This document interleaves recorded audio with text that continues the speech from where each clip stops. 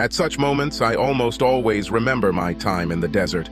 I suppose this is quite reasonable, considering that I am looking at my target through the scope. Only now my goal is not to be a terrorist or even a criminal. In fact, in this case, I am the criminal. My target is a balding, sweaty, slightly overweight banker who at this very moment is plowing the field of one of his subordinates from the bank. Why is he in my sights? Well, because I have a contract to end his life. Someone, and I have no idea who, ordered this man's murder. They paid with cryptocurrency, and everything was organized through the dark net. I will never meet the person who placed the order, and I have no ties to either the target or his lover. By the time law enforcement receives the alarm, I will no longer be there, and I am very careful not to leave any traces that could point to me. I watch through the scope for a while longer. I'm not a voyeur, but I need to find an opportunity to shoot. For various reasons, I can't shoot while they're in, as they say, but usually when a guy is done, he either rolls over on the bed or stands up. As a rule, this is a signal for me. I adjusted my scope a little, looking at the part of the room that I could see through the window. There was no one except the copulating couple. I looked at her. She's a good prize. The contract states that no harm will come to her and she will not suffer. At least physically. I can't predict how watching her lover's head explode as he goes to the bathroom to take a leak will affect her psyche. I looked around for a second. You shouldn't become so focused on a goal that you end up in danger yourself. I have no observer, no cover. It's just me here, so I have to make sure my position is secure. And that's true. I'm on the roof of a building across the street from the hotel where the cheater lives. I return to the scope and see that it is close to completion. I adjust myself again, check that nothing has changed in the conditions, and at this moment he arches his back, shouting out his climax. He shudders once, twice, 3 times, and freezes. Then he gets off her. As expected, he heads to the bathroom. I pull the trigger. I'm gone before she even starts screaming, and by the time law enforcement gets there, I'm already miles away. I put my gear in one of several storage units I have around town, each under a different name and prepaid in cash, before heading home. During the trip, I again reflected on how I ended up here.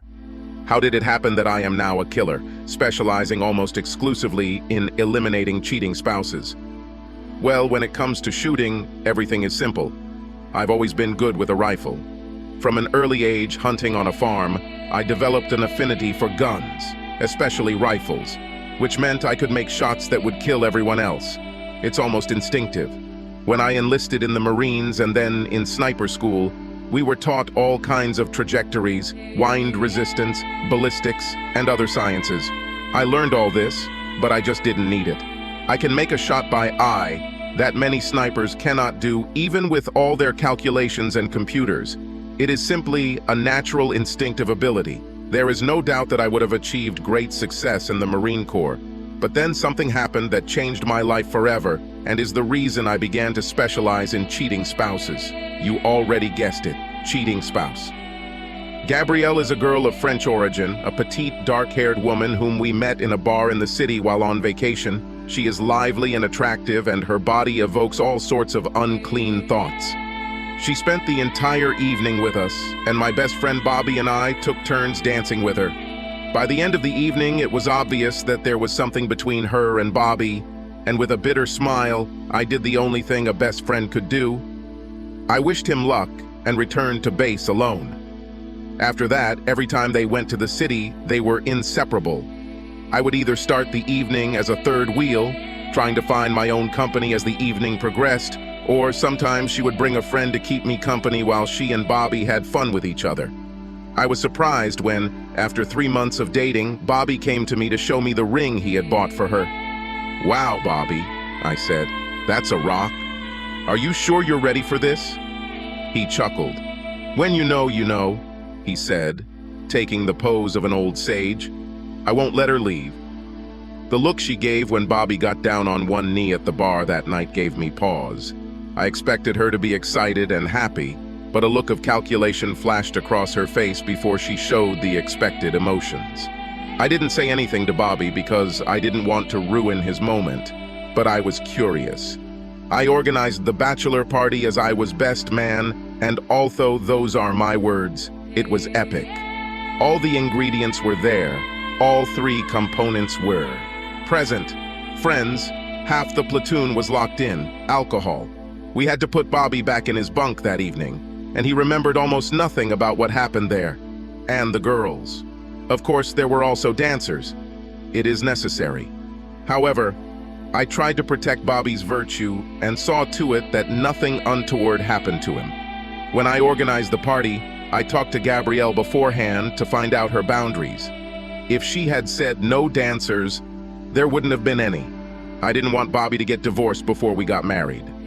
The wedding was small. Her parents, a few of her friends, and a few guys from our platoon. I was, as I already said, the best man. 2 months later, we were again sent to the desert for 3 months of service. I will remember that patrol for the rest of my life. We were instructed to search a village where, according to our information, the rebels could be located. My spotter and I had already scouted and found a place where I could provide surveillance for the guys. The situation wasn't ideal, as I still couldn't see some places. But this was the best option. Bobby had been out of sorts all day, seemed overly anxious to get there, and was abrupt with everyone, even me, which was unusual. When I asked him what the problem was, he just grinned and said he was just itching to get going. Bobby never returned from that patrol. I didn't see what happened since his position was out of sight from my vantage point, but his team said that when they made contact with the enemy, Bobby stood up, shouted something like, "Go, you bastards!" and rushed towards them, firing from the hip with his M16 like some gangster James Cagney. He didn't even run 3 meters. As his best friend, I was tasked with collecting his things to send to the USA, and that's when I found the letter. Dear Bobby, I know this is the coward's way, but I need to tell you that I dated someone else, and we fell in love. I'm leaving you so that he and I can be together.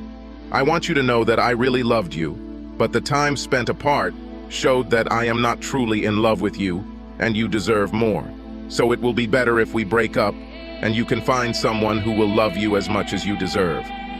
Please don't think too badly of me. John says you still have a month left on tour, so by the time you get back, I'll be moving out of our house.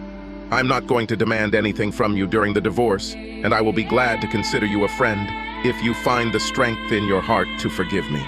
Best wishes, Gabriel. Damn bitch, I shouted after reading the letter.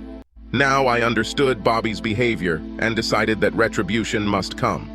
I was tasked with escorting Bobby's body back to the US, which interrupted my tour. We unloaded the coffin and Gabrielle came up to him, tears streaming down her face. She put her hand on the coffin and I said, "Don't you dare! You betrayed him."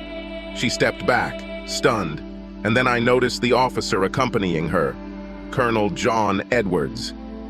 "What the heck?" he began, hugging her shoulders. "How dare you?" "How dare I said. This treacherous woman planted a Dear John letter on an active duty soldier right before a patrol. What did she think would happen when I find out who this worthless scum she's with? "Stand by, Marine," Colonel Edwards growled. "I didn't know she sent him a letter. I told her to wait and we..." "You?" I asked incredulously. "Have you met the wife of one of your subordinates?" "It's just..." he began. My first blow hit him in the throat, bringing him to his knees. A kick to the groin knocked him to the ground, and I kicked him 4 more times in the face while he was on the ground before the cops got to me. My greatest satisfaction was that we were both sentenced to court-martial. Him for inappropriate behavior, and me for hitting a senior in rank. I spent a year in military prison for assault, after which I was dishonorably discharged, and he was simply kicked out of the service, deprived of his pension. It took me another year to find her. She had moved to Canada and was living with a French-Canadian businessman. I had no idea what happened to Colonel Edwards. He got lost along the way. I thought about just shooting her from a distance. It's so simple. No security, no surveillance, a simple woman in public, like catching fish in a barrel, but then she would never know what killed her and why. I needed it to be more personal. I needed her to understand who killed her and why. She made everything easy for me in the end. She was at a dance with her friends. Apparently, she was still cheating because the guy who was currently running his tongue down her throat was not her French-Canadian businessman. I watched from the bar as he whispered something in her ear. She nodded, and they moved towards the exit. I walked out the front door and walked around the bar. I guessed where they were going, and was not disappointed when I saw that they were heading towards the SUV in the parking lot. I waited by my car to see if they were going to go somewhere, but when he opened the back door of the SUV, I knew it was going to be here and now. Looking around to see if there was anyone watching, I moved closer until I saw Gabrielle, or rather Gabrielle's ass, sticking out the back door and the guy behind her. I didn't want to kill the guy. I have no claims against him, so I quickly strangled him, and he fell unconscious on the floor. It took Gabrielle a few seconds to realize that the shaking had stopped. She climbed out of the car and turned to face me, looking down the barrel of my Glock 9. Her eyes widened as she recognized me, and she opened her mouth to speak. I got ahead of her. "Bobby says hi, bitch." I pulled the trigger twice, putting 2 bullets in her chest, and she was thrown back into the car. I disappeared before the gunshots reached the bar and was back across the border into the United States less than 4 hours later. Revenge for Bobby gave me an idea. Surely there are a number of people who are being cheated on at this moment. Some of them will want to reconcile, others will want to divorce. But there will be those who want to find a more permanent solution to the problem of a cheating spouse, and I have all the necessary skills to make it happen. And so I became a hitman, specifically one who attacks those outside the confines of their marriage. This is an easy job. In general, these are ordinary people. They practically do not know that they are a target and have no personal protection. I had been practicing my craft for about 4 years and was making quite a lot of money when I met Juliana. Juliana is the finance manager at the car dealership I visited when I wanted to buy a new car. She is a bright, smart, and interesting conversationalist. It didn't hurt that she was almost 5 feet tall in heels, with legs that went on for miles, long jet black hair, and an ass to die for. We instantly hit it off, and within half an hour she agreed to go on a date with me. I won't bore you with the courtship dances, but suffice it to say that a year and a half later, Juliana and I were married in a big wedding with over 200 guests, consisting of her friends and family, my parents, and a few of my old sailing buddies still in touch with me. To the world and to Juliana, I was a successful financial manager, managing money, spending most of my working time on a computer at home, but regularly traveling around the country when necessary. This is the perfect cover for my real job. Life with Juliana was good. She supported my money management work even when I had to travel on business. She always welcomed my return with bedroom sessions where she was wild and uninhibited. Even when I was at home, we had sex at least 4 to 5 times a week, and sometimes much more often. She never went with the girls, although she had many friends. We always went together. If we went to a dance, she accepted, with my blessing, invitations to dance from other men, but always ensured that their behavior, like hers, met her husband's requirements. I never doubted that she loved me, just as I loved her. The contracts came through the dark web, and accepting them made me paranoid.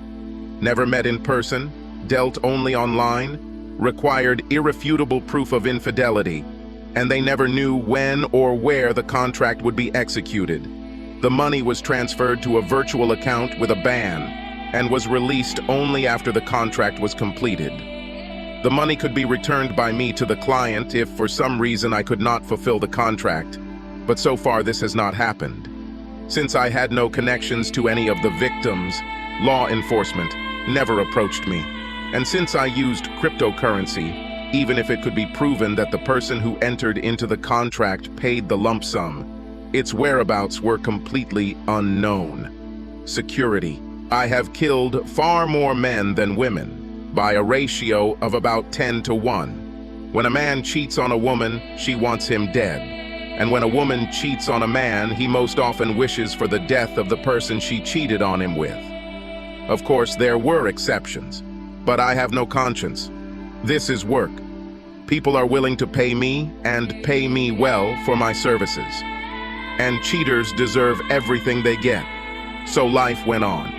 After 3 years of marriage, Juliana and I had our first child, followed by our second, just 18 months later.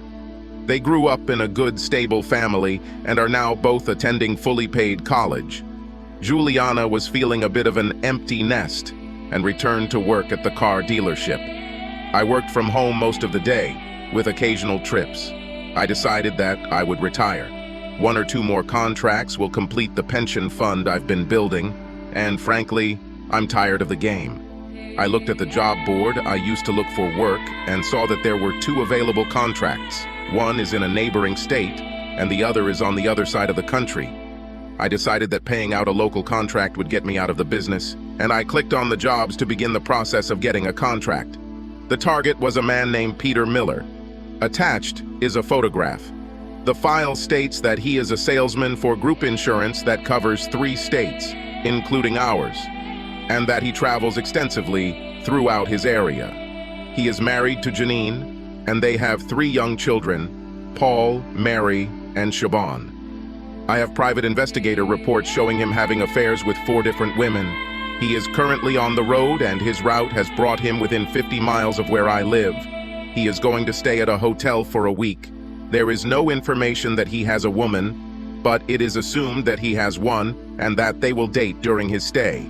The contract provides for surveillance of his hotel, and if he appears with a woman who is not his wife, then to monitor him constantly. Attached to the contract were photographs of the man himself, his wife, and 3 children. I always wonder why photographs of children are included, but they are always included. Whoever compiled the dossier did a good job. It was known not only which hotel he was staying at, but also which room. I Googled the hotel and found that the room he booked was on the 5th floor on the east side. A quick glance at Google Earth showed that, although not just down the block, there was construction going on just down the block. If I can get to a high enough floor of this unfinished building, I will have an unobstructed view of the east side of the hotel, since the buildings directly opposite the hotel are only 3 stories high. I have to go on a business trip next week, I told Juliana on Friday evening. I will leave on Monday morning and return on Thursday. Perhaps Friday. She looked up from the book she was reading. I thought you were done with them already, she said. Without complaining, I just asked. This could be the last, depending on how things go. Maybe there will be another one if this one doesn't live up to expectations. She nodded, then grinned. That means we'll have the whole weekend together, she said. We didn't spend the whole weekend in bed. After a fabulous Friday night, we went out on Saturday, did a few mundane things, and then had dinner at our favorite restaurant. We spent Saturday evening and most of Sunday in bed. On Monday morning, I left the house and drove to the airport by car. After parking, I walked about a mile to a nearby warehouse and climbed into an inconspicuous car that I kept there for this purpose. This is a gray Toyota sedan that is immediately forgettable. She registered on a fake ID, which was strong enough to pass police checks, but wouldn't stand up to much scrutiny. I was in position on the 7th floor of a construction site, aiming at his window when the target entered the room. He fumbled for a few minutes and then picked up the phone, obviously making a call. After a short conversation, he left the room. It was a little after 12 o'clock in the afternoon. I did not pursue him.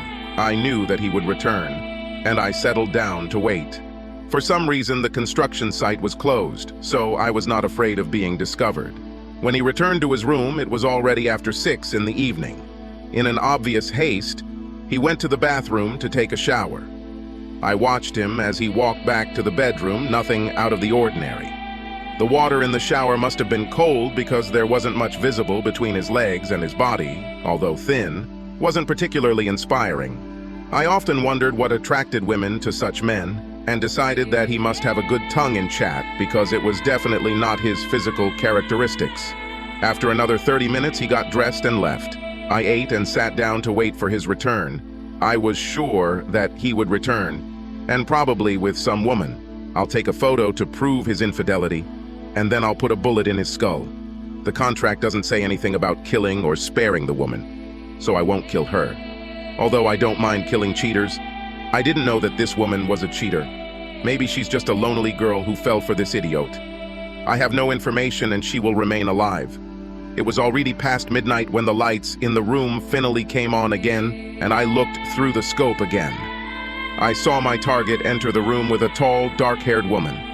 As soon as they walked through the door, the woman pinned him against the door and fell to her knees in front of him. I couldn't see what exactly was going on since her back was to me, and I could see him from the torso down due to my position a couple of floors above them.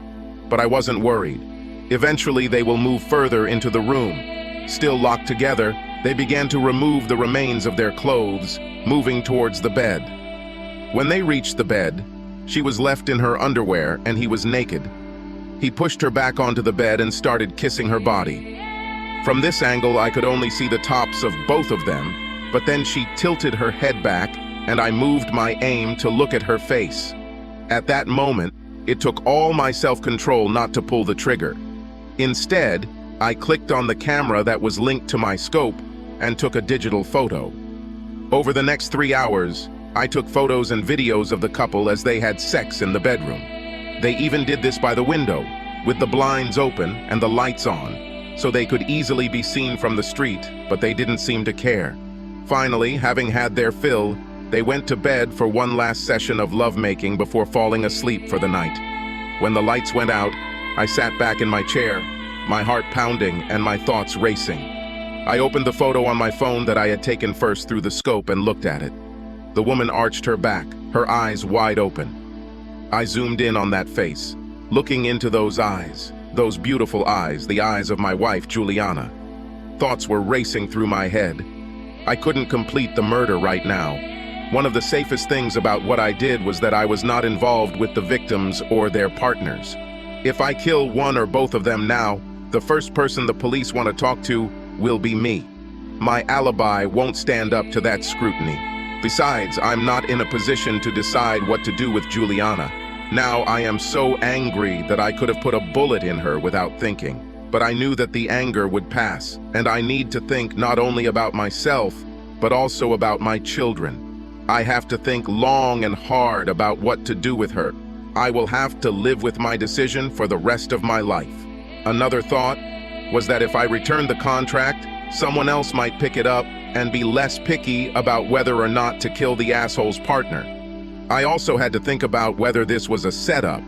Did someone set it up for me to see my wife cheating with this idiot to try and screw me over? I didn't think it was law enforcement. They wouldn't put any of them on my radar because, for all they know, I could shoot tonight. But there might be someone else involved. Maybe someone then connected to one of my previous contracts who wants revenge. No, I need to fulfill this contract, but make it look random or natural. No follow-up from the police so we don't get hurt. I'll deal with Juliana later. I collected all my things and took them to the storage room. I won't use them for this job. While I was in storage, I picked up a few extra electronic items, and when I returned to the hotel, I found both of their cars and installed a GPS tracker on them. The next morning, after they both left, Juliana returned to my house, and he went to do what he was supposed to do here. I entered the hotel and, using the electronic key card, entered his room. I searched the room, finding nothing unexpected. In his luggage were several blood pressure medications and some Viagra. Then I installed several hidden cameras. I have 4 days to complete the contract. Since I told Juliana I wouldn't be back until Thursday or Friday, I didn't need to communicate with her too much, although I knew she would call me today. I also booked a hotel room using my fake ID. Everything will be easier if I stay in the hotel legally. I looked around and found that surveillance cameras were installed only at the entrance and in the elevators. There are none on the stairs or in the corridors near the rooms. During the day, I watched their movements while making my preparations. Juliana was at work, then went to the gym, then returned home. After a while, his tracker showed that he was heading towards my house, and I swore to myself that if she let this asshole into my house, I would kill them both on principle and not care about the consequences. Luckily, He didn't come within 5 blocks of my house. Just after 6 in the evening, Juliana called me. "Hey baby," she said. "Hi honey, I missed you last night. I thought you'd call." "Sorry, I fell asleep in front of the TV and when I woke up it was already late," she said without the slightest pause. "I thought so. That's why I didn't bother you," I said, clenching my fist. This was the first time Juliana lied to me. Obviously there were others, but I just didn't know about them. "How are things going with your meeting?" she asked. "An unexpected complication has arisen. Someone showed up unexpectedly at the meeting, and this raised some questions. I am confident that I will be able to close the deal, but it may take a little longer and be a little more difficult. However, once everything is done, I will no longer go on business trips," I said. "So you'll be back on Friday, not Thursday?" I could swear I heard a smile in her voice. "You don't seem too disappointed," I replied rather caustically. "Oh no, not at all. I was just glad when you said that this was your last business trip. If an extra day on this one means it's the last, then it's worth it," she said. "So, what are you doing tonight?" "I just got back from the gym, so I'm going to lie in front of the TV," she said, "and go to bed early. I also need to work." "Well, remember what Mom always told me," I joked. "If you're not in bed by 11, you have to go home." She laughed. "I'll call you tomorrow evening. I miss you. Good night." I don't know if she noticed that I just hung up without saying anything further. The last call was to my friend. He is a chemist, and sometimes supplies me when my preferred method of killing does not work. Sometimes people want things to look more natural. Usually this increases the price, but in this case, I'm willing to take a loss. By the time I got back to the hotel after seeing my friend, the asshole was already back. And when I connected to the camera, I heard his phone ringing. "Hi, Jules," I heard him say and winced. Juliana hated it when her name was shortened in any way. If it was her and she allowed him to call her Jules, that only made things worse. It's strange that little things like that matter. The conversation continued. "No, I came back late. Give me an hour to get ready and I'll meet you downstairs. Say at 7:30? Yes, I'm looking forward to it. Tonight I'll make you squeal. I'll make you forget that poor asshole you married," he said with glee. No, Juliana," he said. "I didn't mean to. I know he didn't. Don't, baby. Please. Julie." He looked at his phone. "Crap," he shouted fiercely. I smiled darkly to myself. It sounded like he was losing a night of passion. My phone rang. It was Juliana. "Hi, baby. How are you?" I asked in surprise. "Nothing," she said. "I just remembered that I didn't say I love you when we talked. And I just wanted to make sure you knew that."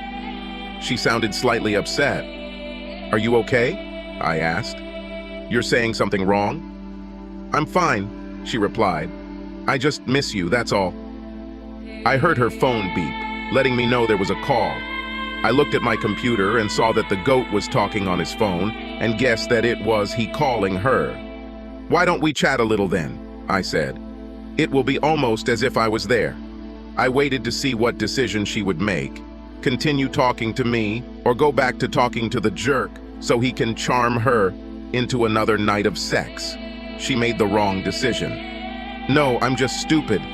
Listen, my mom is trying to call me. I just wanted to say that I love you. Good night." The words were out of my mouth before I could stop them. "Good night, Jules." I hung up. I wonder if she noticed. Back in the asshole's room, I heard his phone ring and he smiled as he picked it up. "Hi, baby." "Yes, I'm sorry. I'm very sorry. I know you don't like it when I say bad things about him.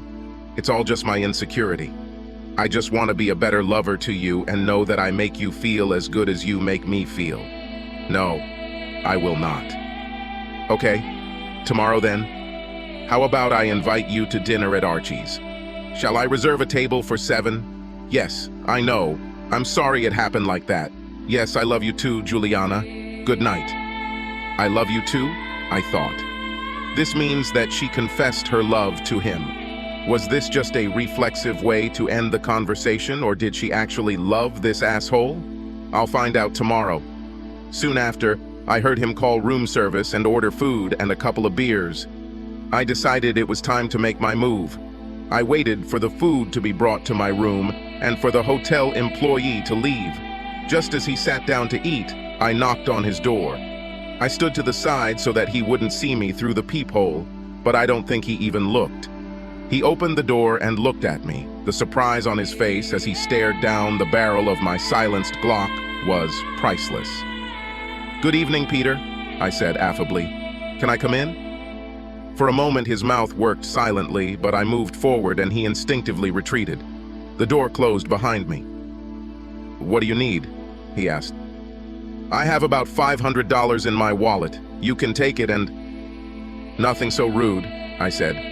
"I just want to have a nice chat, in a friendly way. You see, my employer, I think you know her, this is your wife Janine, asked me for some answers. And you, my wonderful friend, will give them to me. I already have a lot of information, but there are also gaps to fill. So if you lie to me, I will find out and shoot you." He turned pale. "I actually don't want to shoot you," I continued. "It sounds like hard work, and your good wife would rather just divorce you and humiliate you. Financially, you're worth more to her alive than dead, and she thinks your kids will miss you if you die, but she wants to know the whole truth about your dirty deeds. Make no mistake, she will stalk every single one of the women you cheat with and tell their husbands what they've been up to. If you tell me everything completely and right now, I will leave this room without having to clean up your corpse. Sounds reasonable?" I took a bottle of beer, uncorked the cap, and handed it to him. While I uncorked the second one and took a sip, I became gloomy. "Is this the best thing they do here?" I asked. He looked at me, hope flashing in his eyes. "So, if I tell you everything you want to know, you won't shoot me?" he asked. "I won't shoot you. I'll leave and let you get on with your life. I would suggest that you call your wife after I leave, and maybe, if you humiliate yourself enough, she might even take you back, if only for the sake of your children." I pointed to one of the chairs. He sat down. "What do you want to know?" he asked. "There are 4 women about whom I know almost everything I need." I listed their names and places where they live. His mouth opened. "I also know that one. Woman lives here in the city. I think her name is Juliana and she works at a car dealership." He nodded. "Your wife doesn't know much about her, so let's start with her. Tell me everything about Juliana, how you met, how long you had sex with her, everything." He started slowly, but told his story while sipping the bottle of beer I handed him. He met Juliana about 4 months ago.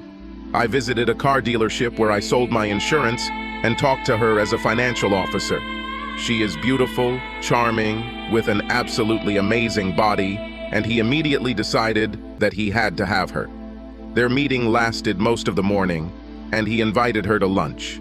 He was surprised that she agreed so easily, and even more surprised when, after dinner, she suggested that he take her to dinner that evening since her husband was out of town on business.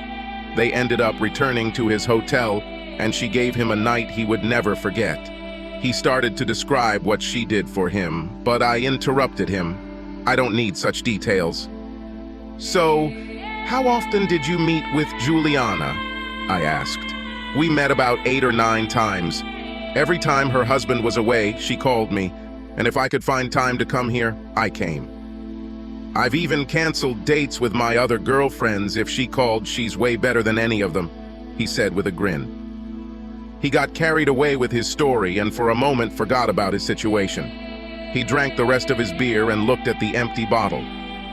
"Can I have one more?" he asked, pointing to the minibar. "Easy," I told him. "It would be a shame if I had to shoot you because of a misunderstanding." "It seems like we've gotten a little closer." He chuckled again and walked over to get himself another beer. "Want?" he asked, and I shook my head. He returned to his seat. "So," I said, "you say that Juliana did all the steps. Do you know how often she did this?" "I don't think so, but I'm sure I'm not her first." There was no feeling of guilt. She wouldn't let me say anything bad about my husband, even though today I screwed up and called him an asshole and she tore me to pieces, he laughed. Otherwise, she would be here now. It seems strange that she would be upset about this, considering what she does, I said thoughtfully. She shares her life, he explained. In her understanding, Juliana, who is a loving wife to her husband, I don't even know his name, she refuses to talk about him, is not at all the Juliana who comes to have fun with me. She doesn't see anything reprehensible in this, since these are two different people. I'm not sure her husband will take it that way, I said. Mentally, she may feel like two different people, but physically they are one person. Peter winced and put his hand to his chest. Something happened? I asked carefully. Indigestion. I didn't eat, but the beer. He absent-mindedly rubbed his left hand, then began to choke. His face turned purple and sweat began to roll off of him. He grabbed his chest with both hands. "Help me," he said. "Peter, look at me," I said. He raised his head. His eyes were frightened. He was out of breath, and I saw that he didn't have much time left. "You should have stayed away from Juliana," I said. "My wife's."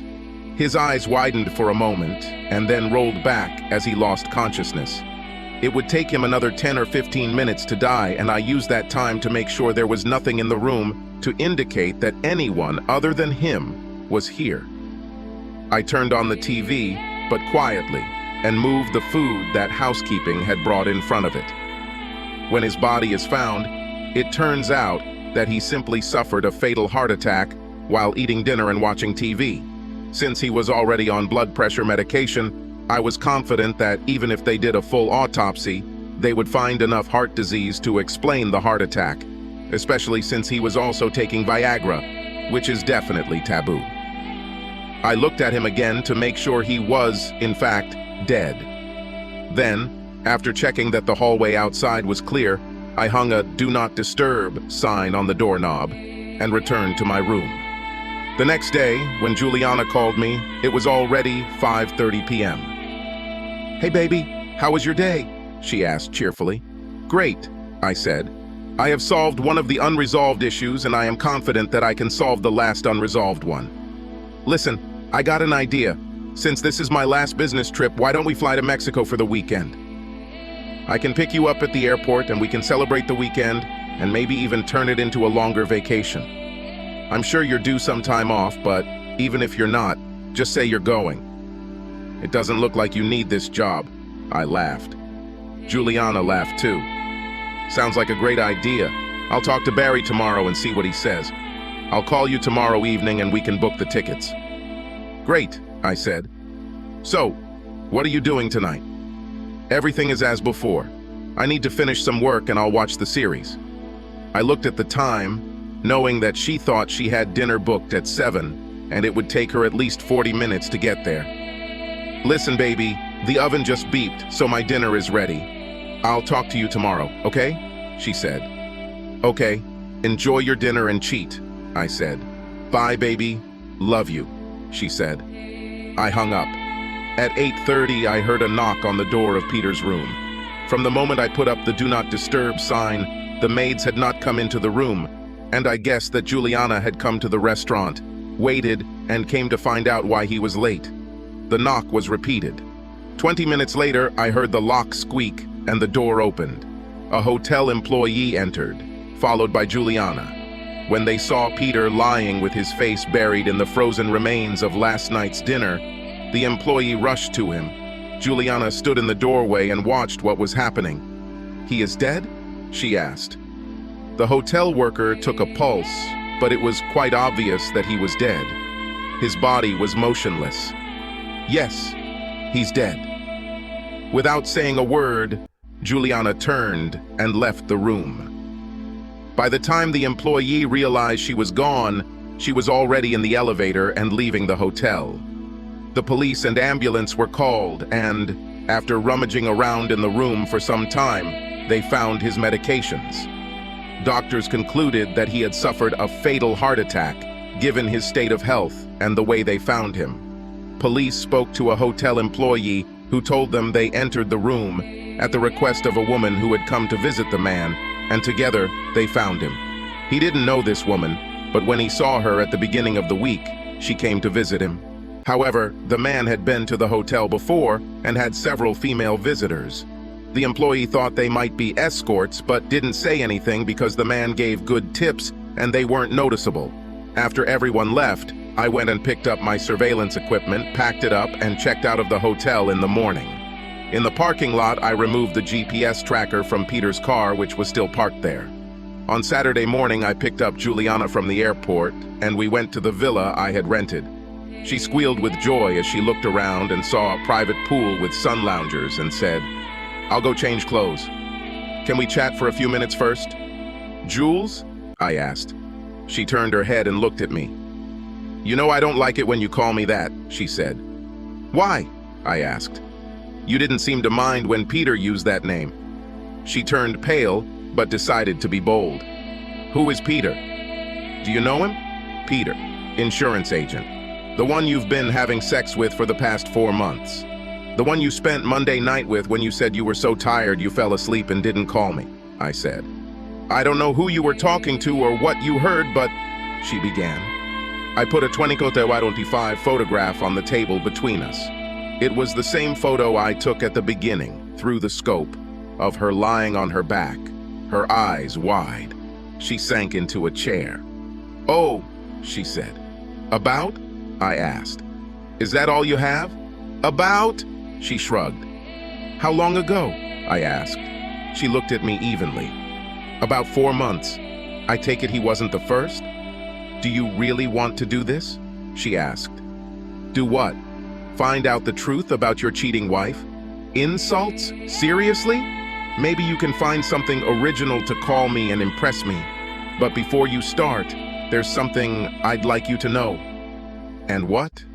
"Why did I do this?" she said. I started to say that she did it because but then I stopped myself and let her know to continue. "We've been married for a long time, haven't we?" she asked. I nodded. "Can you tell me how many times a week on average we have sex?" she asked. I thought about it. "Well, with age it began to decline," I began, but she interrupted. "Really?" "Yes. At first we had sex every day, sometimes 2 or more times a day. But once we got over that teenage wildness, we started having sex at least once every 2 days, and sometimes more often. The sex was and still is great, and you are still the best lover I have ever had. But then you started going on a business trip, sometimes for a month. I'm used to getting sex almost every day, but here you expected me to go without it for weeks. One night I decided that since you are not here and I cannot get sex, I will go to the gym and relieve the tension. In the end, I went home with one of the men. I found a way to satisfy the need that you awakened in me. Oh yes, the next day I felt guilty. I was afraid that you would find out, that you would be hurt and you would divorce me. When you returned from your trip, I practically raped you every day for a week, trying to make amends to you, to make amends for what you didn't even know about. Even then, I knew that the next time you left, everything would be the same. And so it happened. After some time, I decided to accept the new normal, but I needed to establish some precautions, so I created a few rules. First of all, I never did this when you were at home. Not because I thought you would catch me, but because you have always been my first and best lover. I didn't need anyone else if you were here. Secondly, I never brought anyone to our house. I would never disrespect you like that when there was another man in your bed. For the same reason, I have never allowed any of my other lovers to disrespect you. Some men seem to take pleasure in denigrating the husbands whose wives they have sex with. If any of them started talking bad about you, I stopped it. She refused to meet him again and even kicked some of them out of bed for this. Thirdly, I was regularly checked for sexually transmitted diseases. I didn't want to pass anything on to you. And before you say it, it's not just because I could get caught that way. I didn't want to put you at that risk. I also became convinced twice that I couldn't get pregnant. I used an IUD and had birth control implants. When we were ready to have children, I stopped it. I have copies of the children's DNA tests that you can review if you need proof. I knew that perhaps you would find out about this and question the relationship of the children. And yes, that means I did this the entire time we were together. You turned me on so much that I simply couldn't do without it. A day or two is still normal. But if it's more, then I needed at least some relief. That's all it was. I never had any feelings for any of them. The only man I have ever loved and been in love with is you. When you told me that this would be your last trip, I was overjoyed. I can finally stop looking for second-rate replacements. I won't need them, because I will always have the best one at home with me. My days of having to settle for second best will be over. It seems quite ironic that what may have been my last time with another man turned out to be the time I got caught. Your last time? I said. These photos were taken on Monday. You said you couldn't go more than 2 days without sex. So do you really want me to believe that you didn't go out on other nights? What about Tuesday, Wednesday, and Thursday? She laughed a little.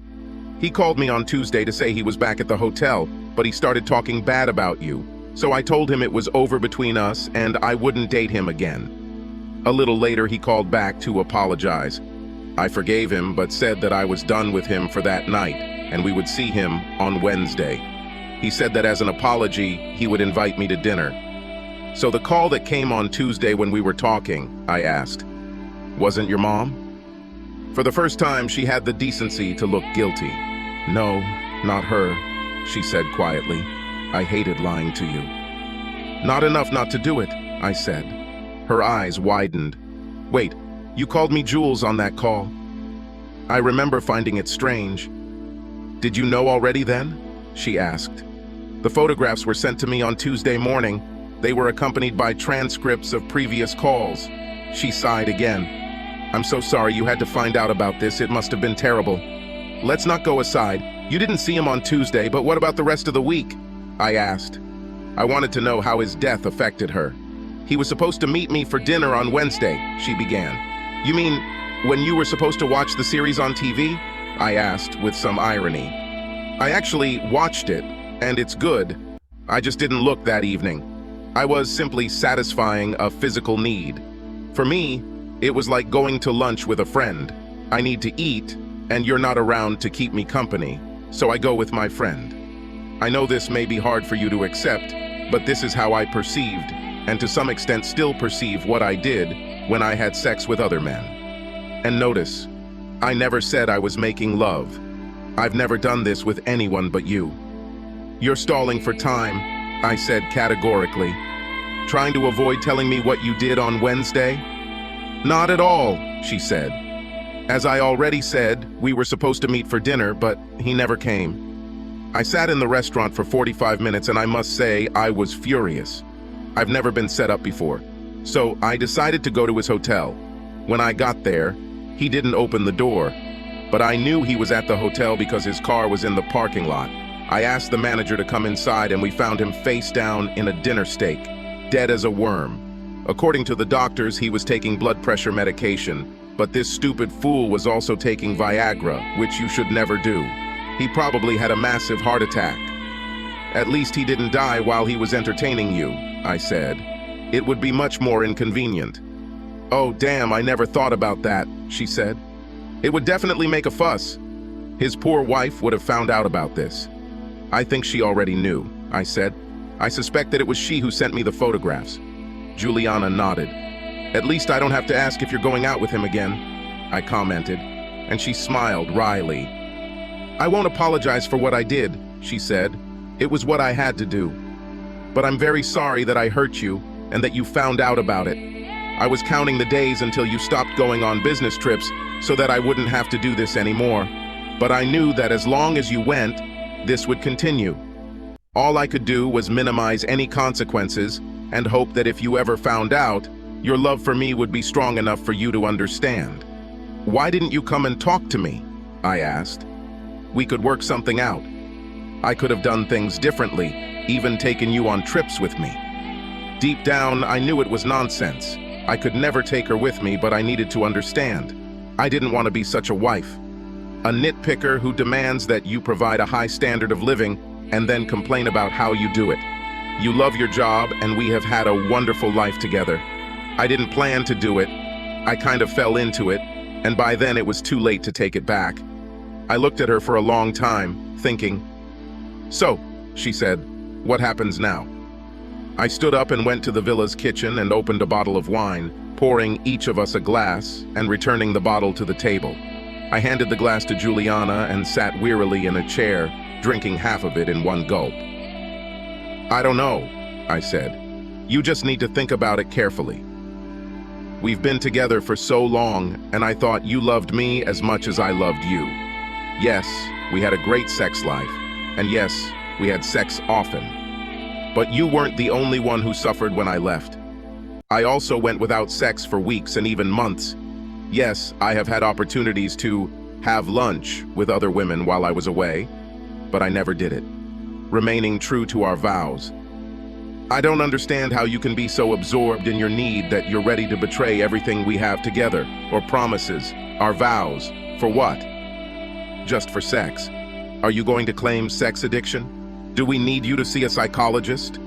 She opened her mouth, but I raised my hand. "Please, I gave you permission to speak, but at least do me the courtesy of listening to me for a while."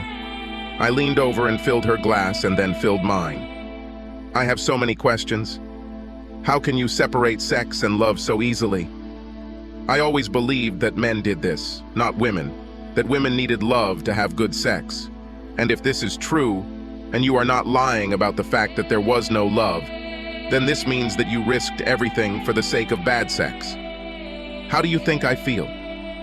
You also said that you can't go without sex for more than a couple of days in a row. What will happen with age? It is well known that men's sex drive slows down as they age, and some women's sex drive increases with age. Is this what I should expect? Am I going to come home to find some young boy in our bed because that won't be enough for you? How can I look at myself in the mirror every morning with any semblance of respect, knowing that our entire married life, you have been cuckolding me with other men? There have been dozens, if not hundreds of them over the years. Besides, you say you've been getting tested regularly, but what's the point? You could become infected and pass on the infection even before the test results come back. You could have given me anything, even HIV. You could have killed us both. Where would our children be then? Her face twitched, and she absent-mindedly rubbed her left arm. I smiled softly at her. Peter was a piece of shit, I said. But I think he eventually developed feelings for you. He told me that he even canceled meetings with other lovers when you called and said that you were free. What? She said. When did you talk to Peter? Oh, we talked a little on the evening of his death.